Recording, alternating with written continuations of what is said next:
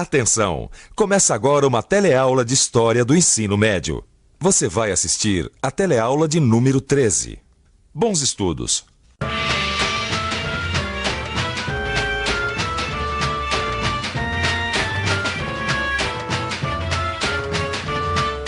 A senhora sabe de onde veio essa figura? Sei lá, parece que é da Bahia. Da Bahia? É. México, Peru, Japão? Pra mim parece da China, não sei. É do Egito, por ali, né? Dos Incas, dos Maias, não sei. E você, sabia que essa figura veio da África? Por que conhecemos tão pouco sobre a África e sua cultura? Mais ainda, o que conhecemos daquele continente no período que costumamos chamar de Antiguidade e de Idade Média? Na teleaula de hoje, você vai conhecer mais profundamente o continente africano. Vai ver que ele foi o berço da humanidade, fornecendo as bases para a civilização egípcia. E foi considerado a Terra do Ouro pelos europeus na Idade Média. Vai conhecer um pouco sobre as culturas banto e a riqueza do patrimônio artístico e cultural da África. E perceber a importância do islamismo naquele continente. Vai constatar, por fim, que a África possui um passado rico e importante para a história, que nós pouco conhecemos.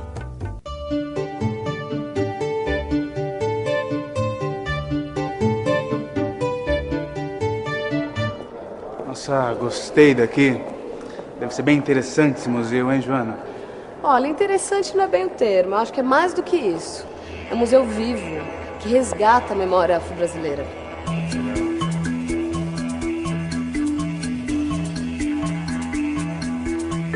Gente, quanta coisa bonita, né? Nossa, a gente está tão acostumado a ouvir falar da África atual, né, com suas questões de hoje em dia, que desconhece a beleza, a força da história e das culturas africanas. Olha isso. Não, isso é só o começo. Vem cá, esse museu é uma beleza. Na aula 2 do seu livro de história, você aprendeu que foi na África onde surgiram os primeiros seres humanos. E por esta razão, aquele continente é muitas vezes chamado de berço da humanidade. E foi dali também que saíram as primeiras migrações destinadas a povoar o mundo em que vivemos. Além disso, foi em territórios africanos que apareceram as primeiras formas de organizar a sociedade humana, como a família. Voltando à pergunta inicial da nossa teleaula de hoje. O que nós sabemos sobre a África nos tempos históricos que antecederam o período das grandes descobertas, ou seja, na Antiguidade e na Idade Média? E por que a gente sabe tão pouco sobre a história da África? Nos nossos livros de história, a África aparece como local de onde vieram os escravos que trabalharam nas Américas, trazidos através das rotas abertas no Oceano Atlântico. Mas esta é apenas uma visão. O continente africano possui uma vasta e rica história que se inicia muito antes. O Antigo Egito, cuja importância para a história você viu na aula 4, situava-se no norte da África. E a sua relação com o interior do continente africano foi, desde a sua formação, muito importante para sua identidade política e religiosa. Por volta do ano 2000 a.C., surgiu ao sul do Egito um reino africano poderoso e influente, conhecido como Kush, na região que mais tarde ficou conhecida como Núbia. Os Cushitas, como eram chamados, chegaram mesmo a dominar o Egito entre os anos 750 a 700 a.C. e deixaram forte influência na arte e na arquitetura daquela terra. Essa obra pertence a um povo chamado Ati, que vive a leste da Costa do Marfim. Ela é usada pelos sacerdotes. Na verdade, ela é um veículo de comunicação com o mundo ancestral. Mas o mais interessante nessa obra são os elementos ligados à beleza feminina na África. Vejam que ela tem braços e pernas bastante musculosos, um penteado elaborado e marcas corporais, que são as escarificações, símbolos de identidade e hierarquia em todo o continente africano. É incrível como nós sabemos tão pouco sobre a história da África. A gente precisa se informar mais sobre essa época. Mas por que essa história da antiguidade africana não é conhecida? Eu acho que há um pouco de preconceitos, de ignorância e também de uma questão ideológica. Que para você colonizar um povo, tem que justificar. A justificação do discurso da missão colonizadora era de que A África era um deserto cultural. Não havia história, não havia cultura. Então nós temos toda a razão para civilizar esses povos, para poder levá-los ao nível dos homens. Nós precisamos recuperar essa memória, ensinar a história de todos os povos que formaram o Brasil como país, como povo e como nação. De Cartago eu já tinha ouvido falar alguma coisa, agora desse reino de Aksum, nunca. Mas como pode isso, não? Não, e não para por aí, não. A riqueza da África nesse período, que vai da Antiguidade até a Idade Média, é muito grande. Surgiram muitos reinos mais. É verdade. Entre os séculos 9 e 15 depois de Cristo, surgiram poderosos reinos na região conhecida como Sudão Ocidental. Os antigos reinos de Gana, de Mali e de Songhai ficaram conhecidos pelo controle que tinham sobre as rotas de comércio e as minas de ouro da região. Esses reinos comerciavam com diferentes partes do mundo, incluindo a Europa e o Oriente. Faziam esse comércio através de rotas de caravanas que atravessavam o deserto do Saara e chegavam até o norte da África. E além dessas rotas através do deserto, havia também rotas marítimas, pelo litoral da África Oriental, pelas águas do Oceano Índico, em direção à China e à Índia. Este comércio fazia com que houvesse intercâmbio muito intenso de tecnologia e conhecimento.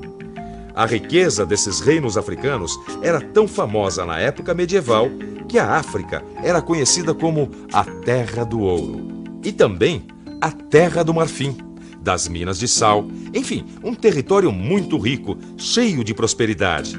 Tanto que num mapa do século XIV, os reis africanos foram representados com uma pepita de ouro nas mãos. E a língua, hein, Joana? É um continente tão grande, tantos povos, né? Que língua eles falavam? Era a mesma? Acho que não, mas sei que muitas daquelas línguas tiveram origem banto. Banto? Era uma língua? Era mais que uma língua, era um tronco linguístico. Tronco linguístico? É, como o latim, por exemplo.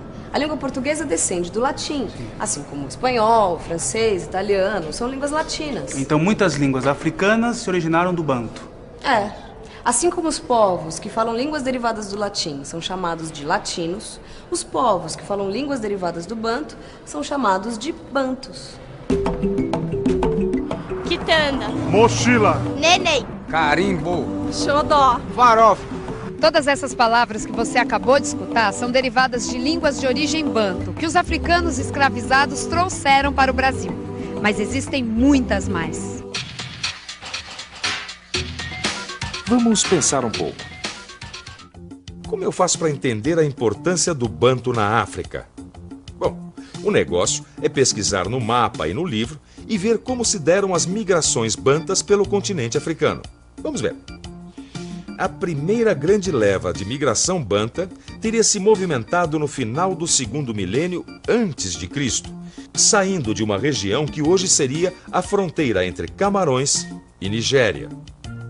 Estes grupos cruzaram a região onde atualmente se situa a República Centro-Africana, ocupando áreas dentro e fora da floresta equatorial.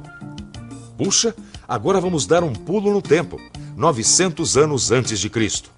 E temos aqui uma segunda leva migratória. A esta altura, havia dois grandes grupos falando línguas aparentadas, mas diversas. Os bantus do oeste, que permaneceram na região que hoje estaria entre o norte da República Popular do Congo e o leste do Gabão. E os do leste, que se assentaram na região que hoje é a Uganda. Aí está. Realmente, agora eu consigo visualizar a influência do banto no continente africano. Mas a África teve muita influência do islamismo, não teve? Sim, com certeza. A religião muçulmana converteu para sua fé os povos africanos que iam do Egito até o Marrocos. Aí, a partir do norte do Egito, eles tentaram ir para o sul, mas esbarraram em alguns reinos já cristianizados, como a Núbia. Então, ainda no norte, expandiram-se na direção oeste. E foi com grande força que isso aconteceu, porque essa parte da África passou a ser conhecida como Maghreb. Maghreb? É uma palavra árabe que significa oeste. E aí parou por aí? Não. A expansão do islamismo ainda alcançou o poderoso reino de Gana na África Ocidental. E também converteram este reino? Não. Gana não se converteu ao Islã, mas abriu suas portas para os comerciantes muçulmanos, aumentando a influência do comércio em todo o continente, integrando a África, a Europa, ao Oriente Médio e até a Ásia. A religião muçulmana possui uma relação de irmandade entre os fiéis. Este fato torna o vínculo entre os fiéis algo muito forte. Logo, ao aderir ao islamismo, os comerciantes passavam a tomar parte em confrarias desta religião. E os hábitos de honestidade nos negócios e hospitalidade para um irmão de fé eram algo sagrado. De modo que o comércio entre irmãos da mesma fé se tornava algo seguro. E havia ainda outra vantagem. As rotas comerciais estavam se estendendo cada vez mais, chegando até Pequim. Assim, a África muçulmana se interligava de modo dinâmico a todo o mundo conhecido. Joana, esse museu foi um passeio incrível. Obrigado por me trazer aqui. Eu sabia que você ia gostar. Não, vendo essas coisas tão ricas, tão bonitas, fica só aquele ponto de interrogação na cabeça, sabe? Por que conhecemos tão pouco sobre essa história? As razões para isso são muitas, né? O nosso ensino sempre foi mais centrado na cultura europeia. Sabemos muito mais sobre a Europa, tanto na Antiguidade como na Idade Média. O importante é tomar consciência dessa falta de informação e correr atrás do tempo perdido. Verdade, está mais do que na hora da gente se interessar mais pelo continente africano e a sua história. É isso aí. E atenção, se liga aí que é hora da revisão. Na teleaula de hoje, você constatou que nem sempre as imagens que chegam até nós falando da África refletem a complexidade e a riqueza da sua história.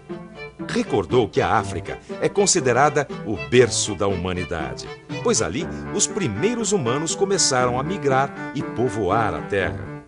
Também foi naquele continente que se iniciou a organização das pessoas em famílias.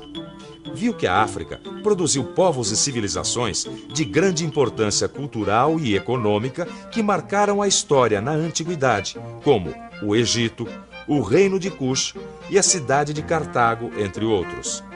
E também aprendeu que no período que conhecemos como Idade Média, a África era conhecida por sua riqueza e chamada de a Terra do Ouro.